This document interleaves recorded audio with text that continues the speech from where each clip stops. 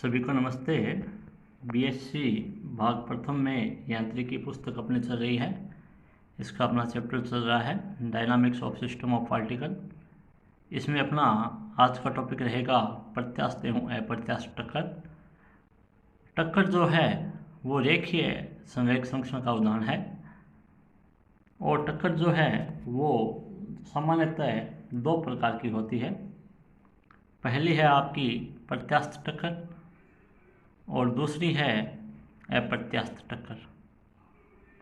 तो अपन शुरुआत करते हैं पहले प्रत्यास्थ टक्कर से। वह टक्कर जिसमें गतिज ऊर्जा का संरक्षण होता है प्रत्यास्थ टक्कर कहलाती है, और वह टक्कर जिसमें गतिज ऊर्जा संरक्षित नहीं रहती है अप्रत्यास्थ टक्कर कहलाती है।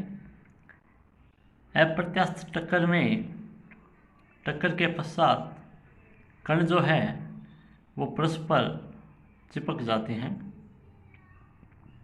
माना दो कण m1 व m2 है और इन कणों के टक्कर से पूर्व जो वेग है वो u1 और u2 है। ये कण u1 और u2 वेग से गति करते हुए सम्मुख टक्कर करते हैं। यदि टक्कर के पश्चात इन कणों के वेग जो है वो क्रमशः v1 और v2 हो जाए तो संवेग संरक्षण के नियम से हमें मिल जाएगा m1u1 प्लस m2u2 बराबर m1v1 प्लस m2v2 इक्वेशन 1। यदि टक्कर प्रत्यास्थ है, हमने ऊपर दो टक्कर पढ़ी है प्रत्यास्थ और अप्रत्यास्थ, तो पहले अपन बात करते हैं प्रत्यास्थ टक्कर की। यदि टक्कर पूर्णतः प्रत्यास्थ है तो गतिज ऊर्जा का संरक्षण सिद्धांत लगेगा। इस सिद्धांत के अनुसार टक्कर से पूर्व की गतिज ऊर्जा बराबर टक्कर के पश्चात की गतिज ऊर्जा। तो टक्कर से पूर्व की गतिज ऊर्जा पहले कण की हो जाएगी 1/2 m1u1 स्क्वायर और दूसरे कण की हो जाएगी 1/2 m2u2 स्क्वायर। तो टक्कर के पश्चात पहले कण की गतिज ऊर्जा है 1/2 m1v1 स्क्वायर और दूसरे कण की है 1/2 m2v2 स्क्वायर। तो टक्कर से पूर्व जो है कुल गतिज ऊर्जा आपकी ये हो जाएगी 1/2 m1u1 square plus 1/2 m2u2 square. टक्कर के पश्चात की जो कुल गतिज ऊर्जा है वो हो जाएगी 1/2 m1v1 square plus 1/2 m2v2 square. यदि टक्कर अप्रत्यास्थ है तो गतिज ऊर्जा संरक्षण का जो नियम है वो लागू नहीं होगा, क्योंकि ऊर्जा का कुछ भाग जो है वो अन्य प्रकार की ऊर्जा में रूपांतरित हो जाता है। तो अप्रत्यास्थ टक्कर में आपका सूत्र बन जाएगा 1/2 m1u1 square plus 1/2 m2u2 square बराबर 1/2 m1v1 square plus 1/2 m2v2 square plus del E जो ऊर्जा का ह्रास हो रहा है वो है। अब हमारे पास जो समीकरण 1 है जो संवेग संरक्षण की, इस समीकरण से हम देखते हैं कि ये m1v1 जो है वो इधर ले जाते हैं और m2u2 जो है वो उधर ले जाते हैं, तो हमें ये चीज़ मिल जाती है। इन दोनों में m1 कॉमन ले लेते हैं, इन दोनों में m2 कॉमन ले लेते हैं, तो हमें समीकरण 4 मिल जाती है m1u1 माइनस v1 बराबर m2v2 माइनस u2। इसी प्रकार आपकी जो समीकरण 2 है, इस समीकरण 2 से हमें प्राप्त करना है तो इसके लिए हम 1/2 m1v1 स्क्वायर को इधर ले आते हैं और इसको हम इधर ले जाते हैं, तो हमें मिल जाता है 1/2 m1u1 square minus 1/2 m1v1 square बराबर 1/2 m2v2 square minus 1/2 m2u2 square. यहाँ 1/2 कैंसिल हो गया है, यहाँ आपका m1 कॉमन आ गया, 1/2 m1 कॉमन आके कैंसिल हो गया है, u1 square minus v1 square बच गया, इधर m2v2 square minus u2 square बच गया है। ये स्क्वायर जो है ये a plus b a minus b हो जाएंगे, ये a plus b a minus b हो जाएंगे, तो ये रूप मिल गई हमें समीकरण 5। तो हमारे पास दो समीकरण आ गई है, समीकरण 4 और समीकरण 5। समीकरण 5 में समीकरण 4 का भाग लगाएंगे, इसमें इसका भाग लग जाएगा, LHS में LHS का, RHS में RHS का भाग लग जाएगा। देखते हैं क्या मिलता है। भाग लगने पे हमें मिल जाता है U1 प्लस V1 बराबर V2 plus U2, U1 minus U2 बराबर माइनस का V1 माइनस V2। अतः कणों की प्रत्यास्थ टक्कर में टक्कर से पूर्व आपेक्षिक उपगमन वेग जो है वो टक्कर के पश्चात आपेक्षिक उपगमन वेग के बराबर होता है, जो कि इस समीकरण 6 से स्पष्ट हो रहा है। अब टक्कर के पश्चात के जो वेग है V1 और V2, उनके मान ज्ञात करने हैं। उनके मान ज्ञात करने के लिए हम इस समीकरण 6 से इससे पहले V2 बराबर U1 minus U2 plus V1 जो मान है ये समीकरण 1 में रखते हैं। तो ये V2 जो है यहाँ से प्लस हो गया, इस V1 को मैं इधर ले जाता हूँ तो V2 का मान आ गया U1 minus U2 plus V1। इसको मैं इस समीकरण 1 जो अपने प्रारंभ में थी उसमें रख देता हूँ।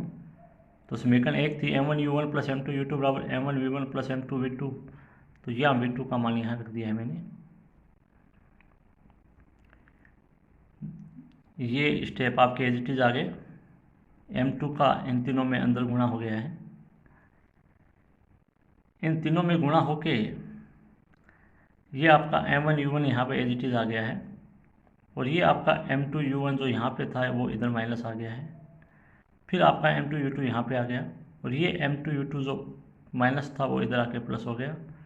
ये दोनों RHS में रह गए। दो चीज़ें जो हैं ये दोनों इधर आ गई है और इनके चिन्ह चेंज हो गए हैं।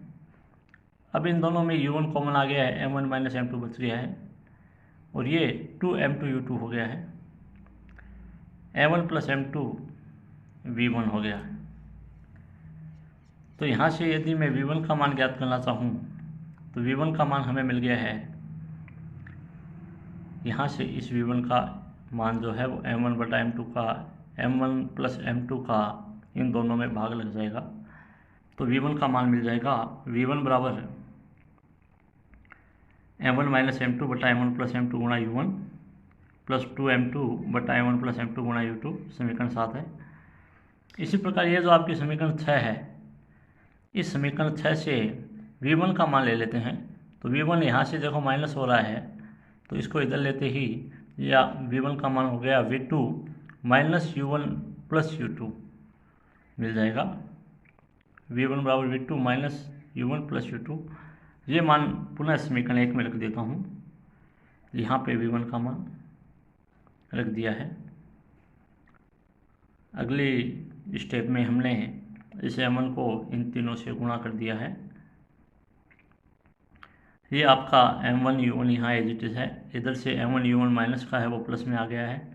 फिर आपका M2 U2 यहाँ पे है, और ये M1 U2 इधर प्लस में है, ये माइनस में आ गया। ये दोनों आपके M1 V2 और M2 V2 इधर है गए। ये दो M1 U1 बन गया है, इनमें U2 कॉमन आ गया है, इधर V2 कॉमन आ गया है। तो V2 का मान आपको मिल गया है 2M1 बटा M1 प्लस M2 गुणा U1 plus M2 minus M1 बटा M1 प्लस M2 U2, समीकरण 8 बन गई है। तो समीकरण 7 और समीकरण 8 जो है वो टक्कर के पश्चात पिंडों के वेग V1 और V2 को दर्शाती है। अब हमें विभिन्न स्थितियों का अध्ययन करना है, और विभिन्न स्थितियों में टक्कर के पश्चात पिंडों के वेग क्या होते हैं उनके बारे में जानना है। तो इसके लिए पहली स्थिति है जब दोनों द्रव्यमान जो है वो आपके बराबर हैं, अर्थात M1 बराबर M2 है। तो समीकरण 7 और 8 से, इस समीकरण 7 से V1 का मान है जब M1 और M2 दोनों बराबर होंगे आपके, तो ये 0 हो गया, क्योंकि M1 बराबर M2 है तो ये 0 हो गया। और यहाँ पे 2M बटा M1 M प्लस M हो गया, तो 2M से 2M कैंसिल हो गया।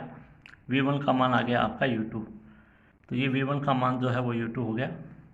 इसी प्रकार इस समीकरण 8 में 2M बटा M प्लस M हो गया, तो 2M से 2M कट गया, U1 हो गया, ये 0 हो गया। तो यहाँ से V2 का जो मान है वो भी आपको मिल गया u1।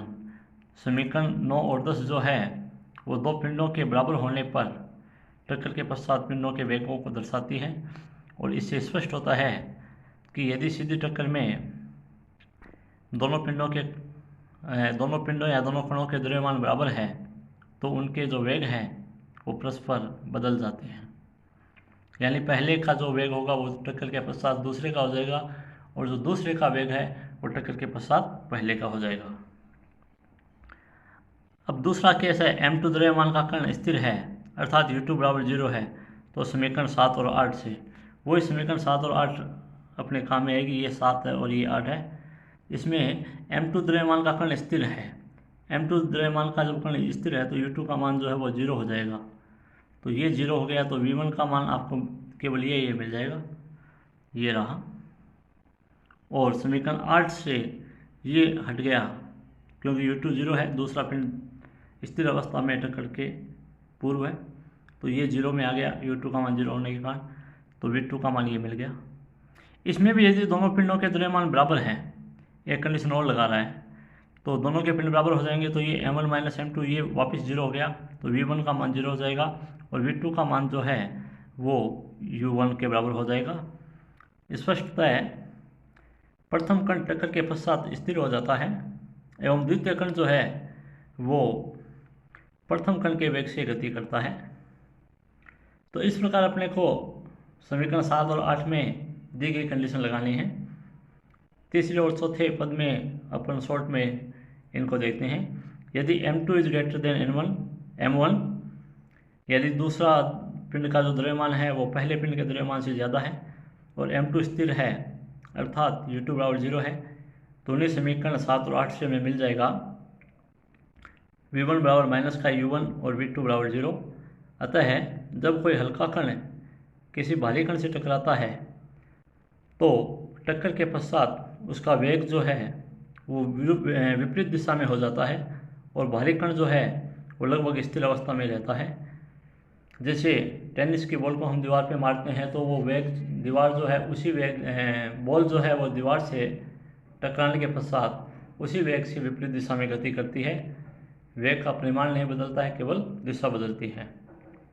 चौथा केस है m2 is less than m1 एवं m2 स्थिर है, तो वही समीकरण 7 और 8 से हमें मिल जाएगा v1 बराबर u1 और v2 बराबर 2u1।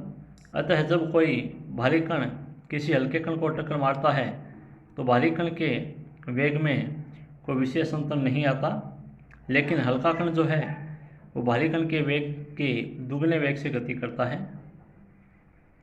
इसका जो उपयोग है वो नाभिक के भट्टी में रेडियो एक्टिव पदार्थों के विखंडन से प्राप्त तेज गतिमान न्यूट्रॉनों को धीमा करने के लिए मंदक का चयन करने में किया जाता है, जिससे परमाणु भट्टी में अधिक विखंडन जो है वो प्राप्त हो सके।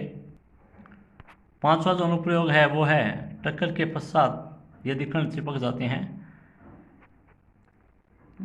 यहाँ कण चिपक जाते हैं तो जो आपकी गति होगी वो टक्कर जो होगी वो अप्रत्याशित होगी। यदि m2 कण द्रव्यमान का जो कण है वो स्थिर है एवं टक्कर के पश्चात दोनों कण चिपक जाते हैं तो टक्कर के पश्चात जो वेग होगा संयुक्त वेग v हो जाएगा, v1 और v2 नहीं होगा क्योंकि दोनों चिपक रहे हैं। तो v का माना जाएगा m1 बटा m1 प्लस m2 गुणा u1, और यहाँ v जो है वो u1 से कम होगा।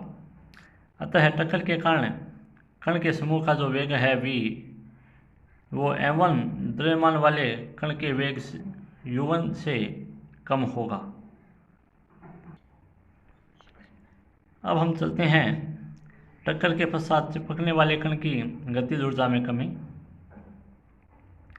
तो टक्कर से पूर्व गतिज ऊर्जा जो है वो पहले कण की है, क्योंकि दूसरा स्थिर है तो पहले कण की गतिज ऊर्जा आ जाएगी 1/2 m1 u1 स्क्वायर, और टक्कर के पश्चात दोनों कणों की संयुक्त गतिज ऊर्जा हो जाएगी 1/2 m1 plus m2 v square.